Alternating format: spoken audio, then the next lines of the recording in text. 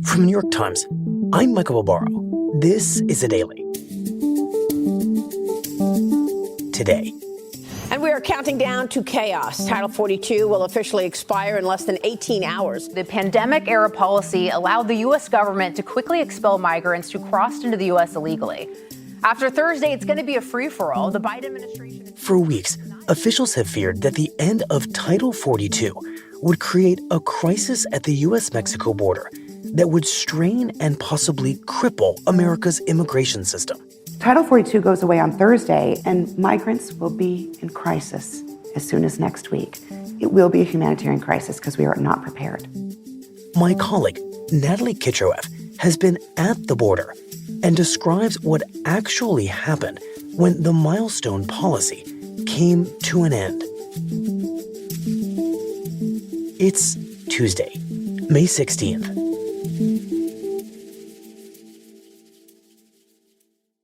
Okay, can you hear me? I can hear you. Okay, great. We're just pulling up to this part of the border that I'm trying to get to. I'm sorry, it's super dusty. So, Natalie, just by way of context, it's Thursday, May 11th. You're right at the U.S. Mexico border. It's the middle of the day. Can you just describe exactly where you are geographically and what you're seeing? First of all, I'm seeing the group of migrants, maybe 300 or 400 people that have gathered on the other side of the Rio Grande, crossing the Rio Grande, which, by the way, is not that grand at this particular part of Ciudad Juarez. It's like a shallow and very crossable stream-like body of water almost. And they just have walked across the other side, and there's this barbed wire. They've been going through the barbed wire, and now they are between the barbed wire and this massive border wall. That's what you might imagine. It looks like a big, very tall fence. But they're on U.S. soil, and so they want to turn themselves in to border officials, some of them to apply for asylum. Natalie, what does it mean for the people on the other side of this river who are successfully crossing to some degree to do that today? Yeah, we're hours away from this border restriction being lifted. And what that means for folks is that the migration landscape in the United States is about to radically change. They're going to be the first people, we think, depending on when border agents start processing them, to really test out what is this new system. You know, before, under the measure, which is called Title 42, the U.S. government could summarily expel people when they crossed illegally. That's no longer an option anymore starting later tonight. Now, folks who are on U.S. soil are going to have to be processed. It's going to take longer. Whether or not they're actually going to get legal status, we don't know. It's going to be difficult. The Biden administration has put in new rules. And the people that I'm looking at right now are the ones who are really, we think, again, it depends on when they get across or what's really going to happen. But these are going to be the first people to kind of test it out. But if the policy right in this moment before midnight is to summarily expel migrants who come to the border, why is this group crossing now? Honestly, it's impossible to know exactly why any group of migrants is crossing right now. We don't have any really clear sense, and there's just a lot of mixed messaging, so it's difficult to parse, the individual rationale of each person. But what we know is that over the last several days, we have seen a rush to the border, and we are still seeing people crossing today. And it remains to be seen what's going to happen over the next few days. Right. But as we've said on the show, for weeks, there have been reports of a surge of people coming to the border in anticipation of this change. Do you have any sense of how many people are at or just inside of the border right now? So we've been hearing that there's going to be this massive surge today on the day that this pandemic rule lifts. But the reality is the numbers show that the surge is already here. The number of encounters at the border has gone up to 11,000 a day. That's up from 6,000 a day just a few weeks ago. So that's a huge increase. I mean, in effect, this thing that we were all bracing for It's already upon us. It's been happening. This is the reality at the border right now. Nellie, you have been where you are for the past week. So describe what you have been seeing as all these migrants have arrived at the border. Well, you're seeing people coming in on buses, you're seeing them coming in on planes. And one of the most dangerous ways that they're getting here is on this train that's known as the Beast. It's also known as the train of death because it's a really dangerous method for people to be traveling. It's this massive cargo train that, people risk their lives just getting on. But I wanted to see what it was like to ride it into Juarez, to try to migrate on this train. So I boarded it south of the city.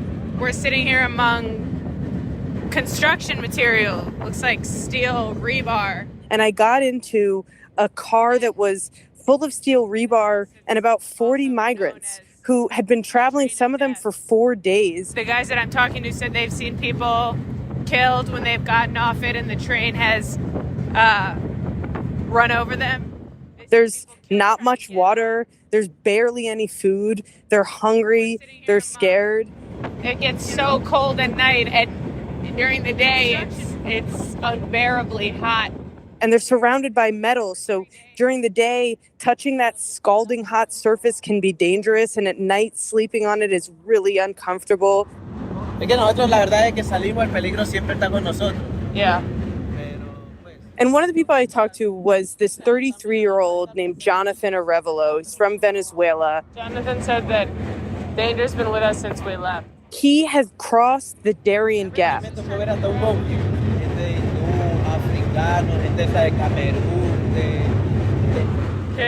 This treacherous jungle that was once considered impassable, but is now basically a highway for migrants to get here. He spent days doing that. His friends told me that they had to basically eat sugar for a couple of days because that's the only food that they had left.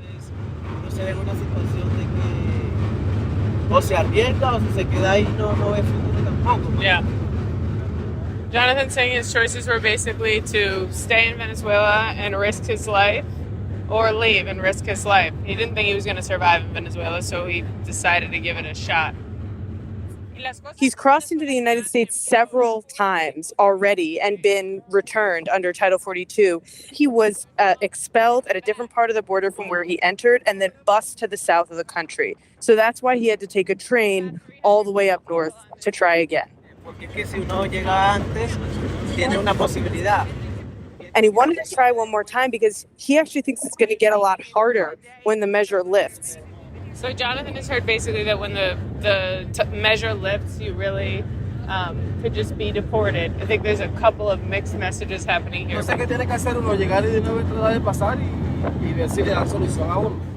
And so he had been on this train trying to make it one last time for several days. And he basically said, I'm going to walk to the border if I can.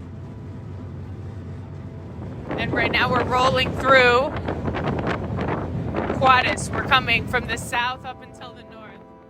But when you're on the train, as soon as they catch a glimpse of the Juarez city limits, a cheer will go up. People are also still really hopeful. And when they start to arrive to this city, you can feel the kind of spirit lift. And people are looking at each other and they're saying, we finally made it. Of course, for many of them, this is, they hope, the last leg of a very long journey. But I think they know, and we know, that there's no guarantee that this is really the end of it. And the questions that the administration is asking itself and that we're all waiting to see is how long that takes, how much chaos unfolds, and whether the system gets overloaded. Well, Natalie, thank you for now, and we will check back in with you once Title 42 is lifted and everything is different. Sounds good. Thanks, Michael. We'll be right back.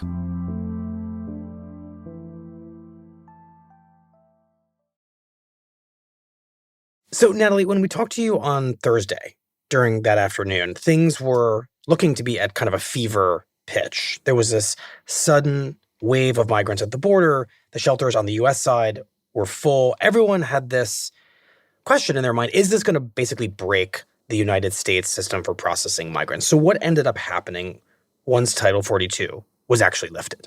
Well, it didn't break the system. And it turned out that what we'd been seeing over the last few days, that was kind of the peak. And so when the clock struck midnight Eastern time, I was sitting there watching the border. I was looking at the Rio Grande and looking at this group of migrants waiting to try to get in. It wasn't getting any bigger. We weren't seeing a big rush to the border.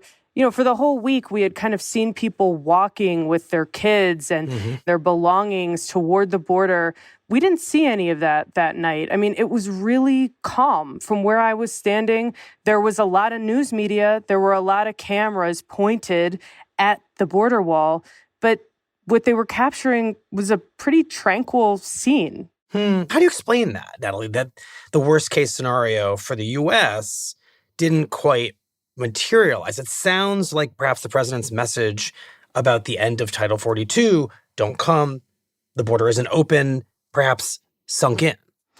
Well, yeah, I think a lot of people on both sides of the border think that Biden and his administration were very clear that the new rules being put in place were not going to mean open doors at the border. And there's some sense that that message filtered down into the migrant WhatsApp groups, the Facebook groups, the chats that are constantly spreading that information. And I was talking to migrants in Juarez who were telling me that, you know, they had heard this message from the Biden administration. Right. Because so much of the information that these migrants were receiving and spreading seemed to be that this wasn't a good time to come because of these new rules that you just referenced. And Natalie, we talked about these rules last week with our colleague Miriam Jordan, but just briefly remind us why these new rules would have this cumulative effect of making people pause, wait, not rush to the border. So remember that under Title 42, there was a benefit for migrants. There was a built-in incentive to cross the border illegally, because if you crossed the border illegally and got caught, you would probably be expelled immediately from the country, but there was no black mark on your record. As soon as Title 42 lifts, that's over. If you are caught crossing illegally, migrants know that you could be subject to criminal proceedings. And most importantly, there's a 5-year ban on re-entering the United States. And so the migrants that I talked to are terrified of this. This is the last thing that they want. And it's really on their minds, this notion that they wouldn't be able to try to come back in if this didn't work. Right. And the other issue that they're talking about is this new set of rules that makes it really hard to qualify for asylum, which is this legal status that gives you protection from persecution in your home country. If migrants tried to claim asylum under these new restrictions Biden put in place, you have to prove that you requested and were rejected for asylum in Mexico or another country that you passed through on the way to the United States.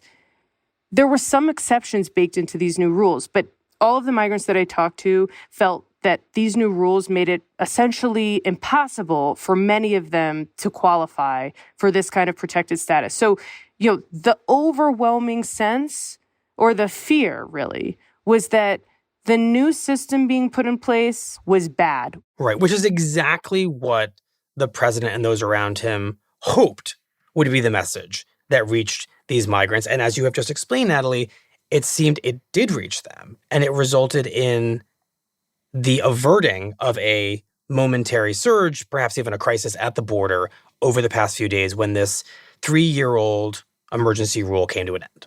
Yeah, it does seem that that may have happened, at least in the short term. But honestly, the border is an extremely dynamic place, and people are making decisions based on information that changes daily. And, you know, the slightest sign that this new system actually isn't so bad, that people are getting in, when migrants start getting those messages, that is going to change their decision. That is going to impact the flows. People are not static for long. They are in wait and see mode for now, but that can change really quickly. Well, so what do we know about that, Natalie? Specifically, what do we know about the people that you saw crossing into the U.S. late last week? What ended up happening to them, and what kind of signal might that be to everyone else about whether this is, in fact, a good or bad moment to try to come into the U.S.? Well, we don't really know yet. There's not a lot of information, but here's what migrants are watching, and really what everybody's watching.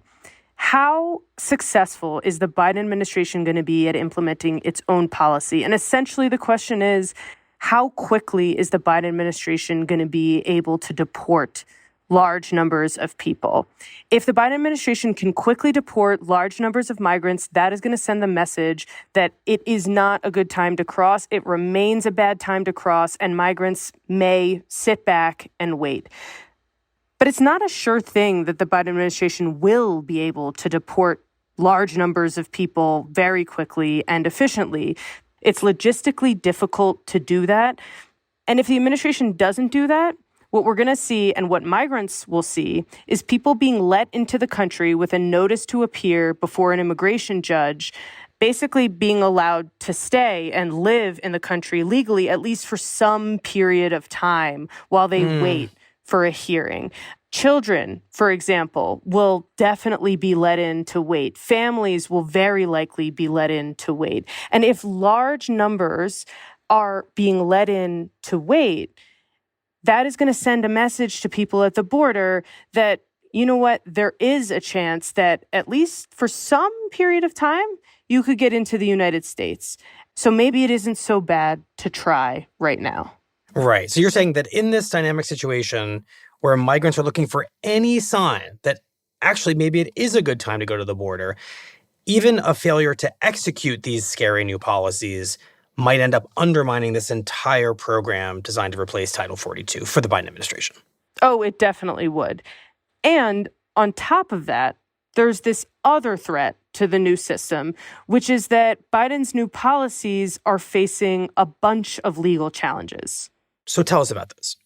So the administration is facing a couple of legal challenges to its new policies. The first legal challenge comes from Florida, and it really targets the way the Biden administration is letting migrants out of custody and into the United States.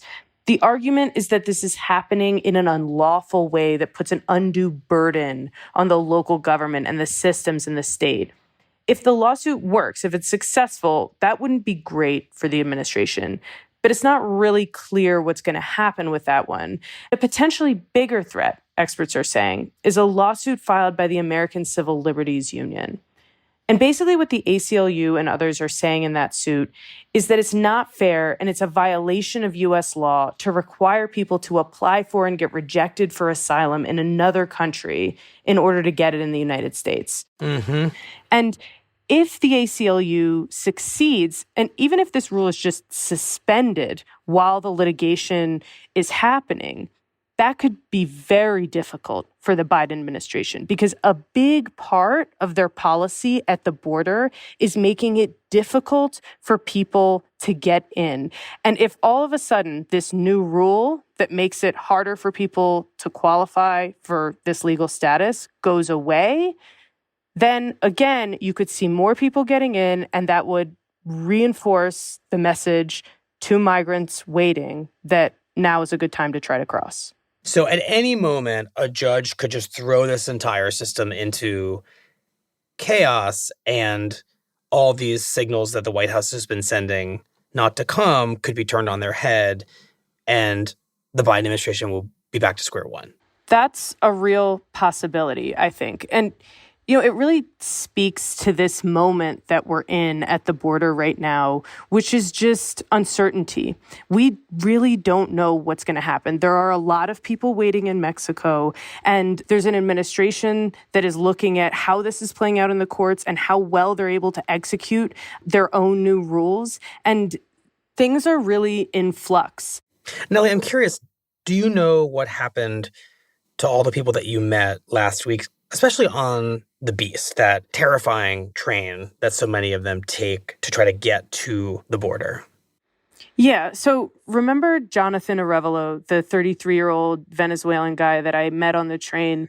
Hola amor, ¿cómo estás? Espero estés bien también. He's been sending me voice memos. We've been keeping in touch since that day. And he told me that, he was desperate to try to cross illegally before the end of Title 42. He thought that would give him a better chance of making it in. Pero no, caminamos toda la tarde, toda la noche. And he told me how he got off the train that day and he basically spent all day and night walking. Porque pues el día ese apenas llegamos, lo que hicimos fue comer. He stopped for a quick bite to eat and then went straight to the border. But when he got there, he said, they ran into people from the cartel.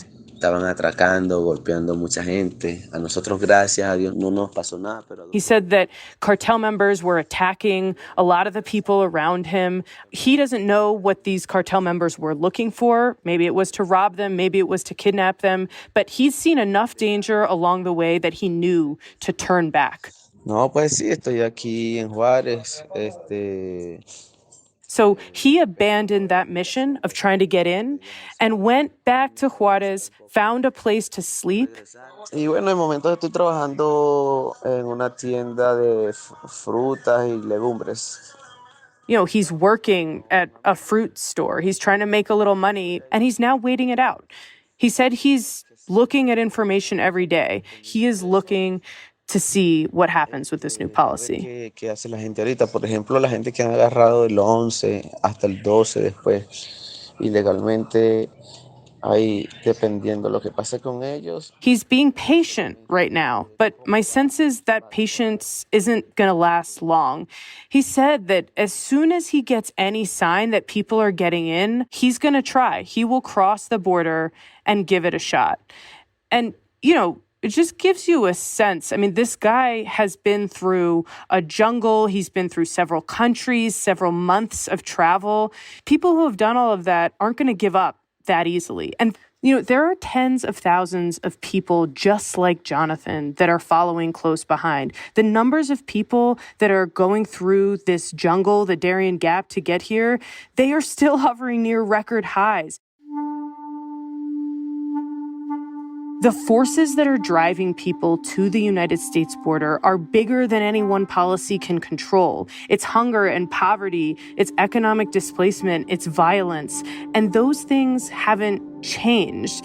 And, that's the real issue right now, both for migrants and for the Biden administration. I mean, you have people that have their eyes trained on the border to just see what's going to happen because they are desperate. And for the Biden administration, there's not a lot of leeway there.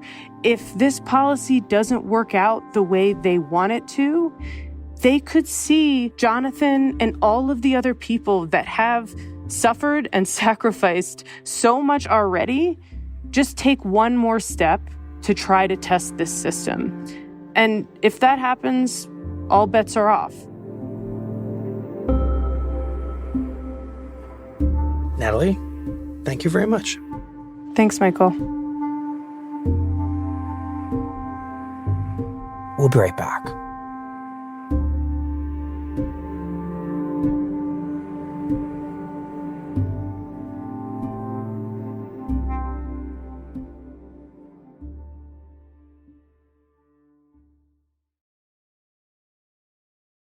Here's what else you need to know today. A special counsel appointed under President Trump to re-examine how the government investigated ties between Trump and Russia issued a final report on Monday that heavily criticized both the FBI and the Department of Justice.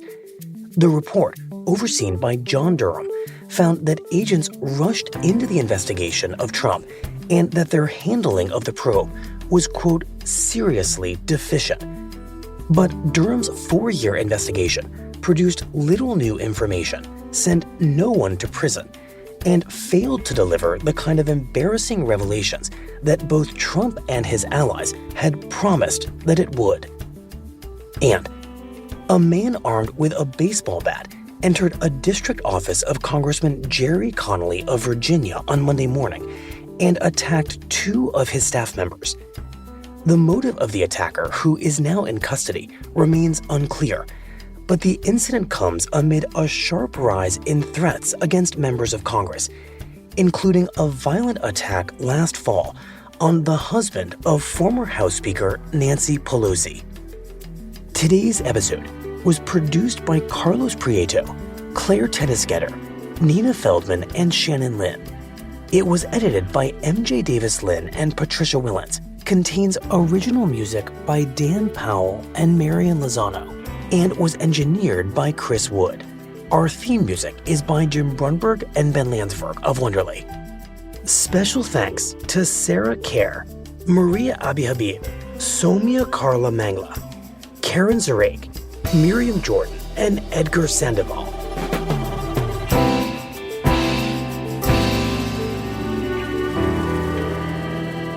That's it for the Daily.